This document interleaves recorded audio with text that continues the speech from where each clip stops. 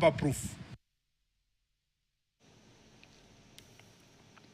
Now, President William Ruto has once again found himself in the eye of public storm, this time over remarks made in Kakamega, suggesting he would not hand over power to the opposition. What appeared to be a fiery rebuttal to growing calls from his rivals to serve only one term has now morphed into a full-blown political debate. His statement, widely seen as a political jab, has drawn sharp reactions from the opposition, who have dismissed his comments as reckless and legally inconsequential.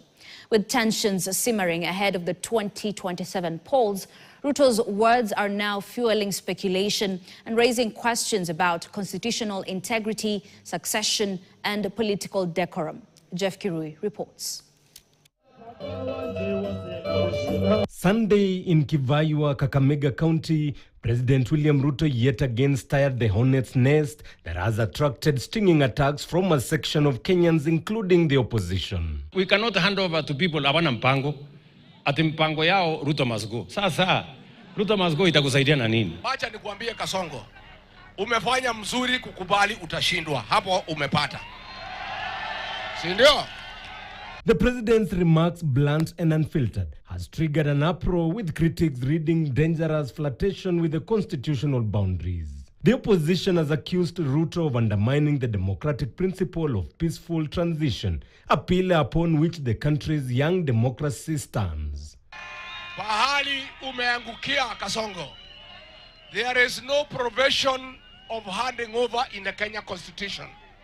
What there is assumption of office. Hatuhitaji wewe kwa rais mpya ambaye atachaguliwa na Wakenya kuchukua ofisi. Kasongo aende asiende? Wanaongea na kisirani mingi sana. Ni kama sijui nani aliwakosea. Na kama wako na kisirani na mimi, wawachane na Wakenya wakuje tukutane kando huko. Kama namna gani? Nitawamalizia pale kando. Wao watu The Constitution of Kenya stipulates that swearing in of a president shall be in public before the Chief Justice, or in absence, the Deputy Chief Justice, the role of the outgoing president outrightly underplayed. If you lose an election and be so bitter, you don't want to go to Kasarani when somebody's being sworn in, the swearing in will go on. Political observers warn that such rhetoric, especially from the head of state, only serves to rattle public confidence and sow uncertainty. They argued that presidency demands restraint, not chest thumping. Kenyans will take what he says in a manner that the politicians will use it to their advantage.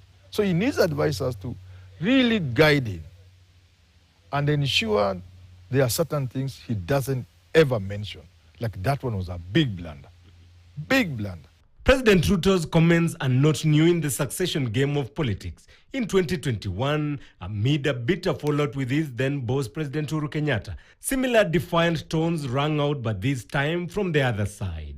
Nia yangu ni kuhakikisha ya kwamba wale ambao wataendelea hawatakuwa watu ya kunyanyasa na kuibia wananchi. President Kenyatta would later, on September 13th, 2022, attend the swearing-in of his successor and ultimately hand over the instruments of power, perhaps painting a clear picture that power is tied to the office and leaves when you exit office.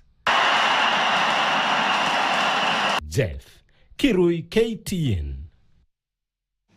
All right, let's take a look at what's in store in tomorrow's edition of